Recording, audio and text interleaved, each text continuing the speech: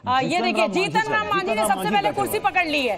जीतन राम मांझी ने सबसे पहले कुर्सी पकड़ ली है और मेरे साथ श्याम सुंदर सरन जी यहाँ स्टूडियो में मौजूद है। श्याम जी, आप तो बड़ा खुश होंगे, जीतन राम मांझी सबसे पहले कुर्सी पकड़ ली। देखिए मैं तो निश्चित तौर पर पार्टी के कार्यकर्ता के तौर पर बहुत ही खुश हूँ और जीतन राम मांझी जी को ये कुर्सी पकड़ नहीं ली, वो प्रधानमंत्री नरेंद्र मोदी देखिए राजकिशोर जी पकड़ नहीं ली है, मतलब दी गई। आप ऐसे अरे आप शब्दों पे आप कहाँ राजकिशोर जी? बिल्कुल ठीक है, अब जीतन राम मांझी चूंकि अब वो आगे, लेकिन मुझे ये लग रहा है कि मतलब ये जो आगे वाली कतार, आगे वाली कैबिनेट की, जो कैबिनेट की और मतलब उसमें जिस स्थान पे बैठे हैं, मुझे लगता है पूर्व मुख्यमंत्री शायद उस लिहाज से उनको, लेकिन ये जरा बताइएगा राजकिशोर जी, आप बेहतर बता पाएंगे कि ये जो लेयर्स होते हैं, फर्स्ट रो तो मान के चलिए कि कैबिनेट है, वरिष्ठता के आधार पर बिल्कुल, चाहे आगे हो चाहे पीछे हो, वो वरिष्ठता के आधार पर, इसमें नहीं कि फर्स्ट रो जो बुलाया जाएगा, जिसका नाम बुलाया जाएगा वो आएगा। आप याद करिए पहली बार जब 2014 में सबसे बड़ा सरप्राइज क्या था कि स्मृति ईरानी का नाम डॉक्टर हर्षवर्धन से पहले लिया गया था, तो सब लोग छठे या सातवें नंबर पे स्मृति, मतलब टॉप 10 में स्मृति ईरानी थी, उसके बाद उनका नाम आ रहा था कैबिनेट में आखिरी में, तो सब लोग बड़े सरप्राइज थे कि आखिर ये हुआ क्या, क्योंकि हर्षवर्धन की सीनियरिटी बहुत ज्यादा थी और उसके बाद स्मृति ईरानी का नाम लिया गया था। तो निश्चित तौर पर ये जो राष्ट्रपति भवन से बाकायदा एक प्रोटोकॉल है कि जिसका नाम पहले लिया जाएगा वो बैठेंगे, 1 2 3 4 5 इसी क्रम से बैठते हैं और ये होता है, मतलब ये पहली बार। देखिए आप क्योंकि वरिष्ठ पत्रकार मेरे साथ यहाँ स्टूडियो में मौजूद है, तो हमें एक बार एक जरा क्विक पोल ये भी कर लेना चाहिए कि किसको क्या मंत्रालय मिलने जा रहा है। सीसीएस देखिए बीजेपी अपने पास रखेगी। राजकिशोर जी, अगर होम और डिफेंस की बात की जाए और वित्त की बात की जाए तो क्या है आपका गैस? देखिए मुझे लगता है कि मैं इस डिस्क्लेमर से शुरुआत करूंगा जो प्रधानमंत्री नरेंद्र मोदी ने कहा था कि आप मीडिया की बातों पर मत जाइए, ब्रेकिंग न्यूज पे नहीं चलेगा, ब्रेकिंग न्यूज पे नहीं चलेगा, लेकिन जो समझ में आता है, मुझे नहीं लगता है कि मौजूदा परिस्थितियों में सीसीएस में बहुत ज्यादा फेरबदल करने, मतलब होम और डिफेंस जो इस समय बैठे हुए हैं और विदेश, इन तीनों में मुझे नहीं, फाइनेंस को लेकर जरूर मुझे शंका है।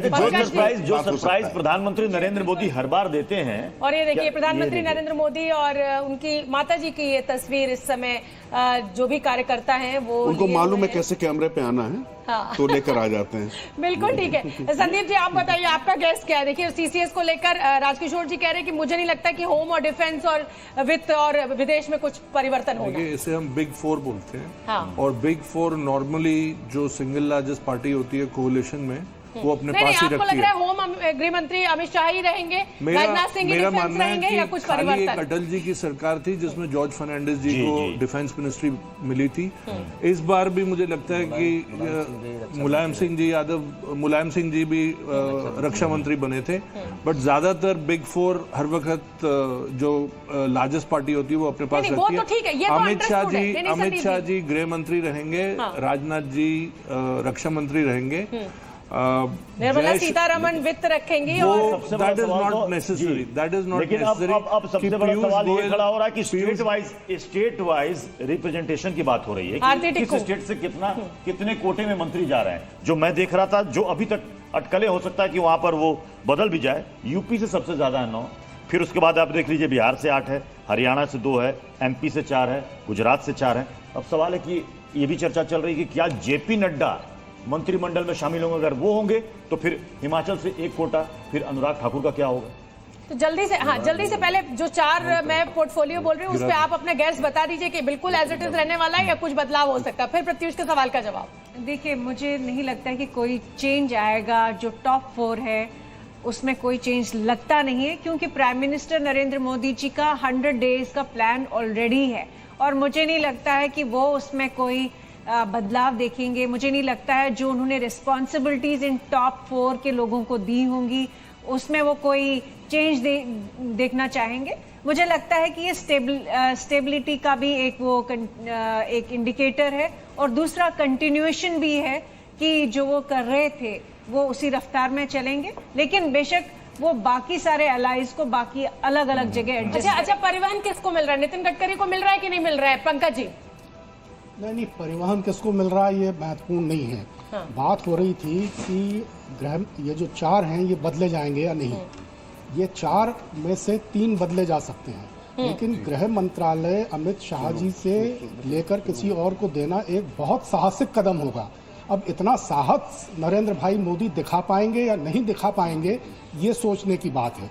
अगर जगत प्रकाश नड्डा जी मंत्रिमंडल में शामिल किए गए तो जगत प्रकाश नड्डा जी गृह मंत्री बन सकते हैं, लेकिन मैंने जैसा कहा कि अमित शाह जी को हटाकर नड्डा जी को बनाना गृह मंत्री, ये बहुत साहस की मांग करता है और उतना साहस हो पाएगा या नहीं, ये बात जो जहां सरप्राइज आ सकता है बिग फोर का जो है, उसमें फाइनेंस में पीयूष गोयल जी का नाम पहले भी चला था और वो निर्मला सीतारमण को रिप्लेस कर निर्मला सीतारमण जी को रिप्लेस कर सकते हैं। और पीयूष गोयल जी प्रधानमंत्री के काफी क्लोज हैं और इस सरकार का जो पूर्ण बजट आपको याद होगा, जो सरकार का पूर्ण बजट होगा सबसे इंपॉर्टेंट होगा, सबकी नजरें होंगी। आपको एक चीज याद दिलवा दूं, जब जेटली जी बीमार थे तब पीयूष गोयल जी इंटरिम फाइनेंस मिनिस्टर बने थे। नहीं वो ठीक है, लेकिन पीयूष गोयल को बार बार ये बात चल रही थी कि उनको वित्त मंत्री बनाया जाएगा, लेकिन उनको वित्त मंत्रालय में नहीं, चूंकि ऐसा माना जाता है कि वो गृह मंत्री के बहुत करीब हैं, लेकिन प्रधानमंत्री ये देखिए अश्विनी वैष्णव की बड़े तस्वीरें भी हमें मिलने लगी और जो आप नाम ले रही हैं ये डार्क हाउस हो सकते हैं। बिल्कुल, मैं अश्विनी वैष्णव इसलिए मैं आना चाह रही थी। इनका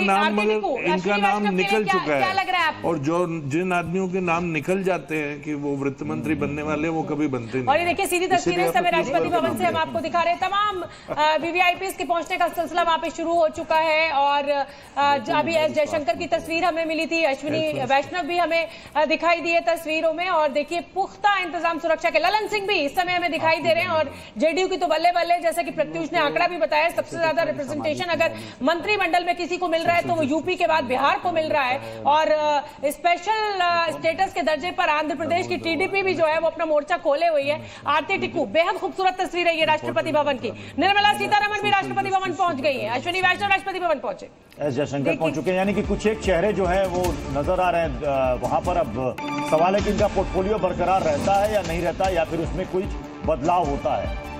देखिए पहले तो ये कि अश्विनी वैष्णव वित्त मंत्री बन सकते हैं कि नहीं। इनफैक्ट कल तक तो ये बात हो रही थी कि निर्मला जी कैबिनेट में होंगी कि नहीं, लेकिन एक इंडिकेटर तो आया है कि वो कैबिनेट में है।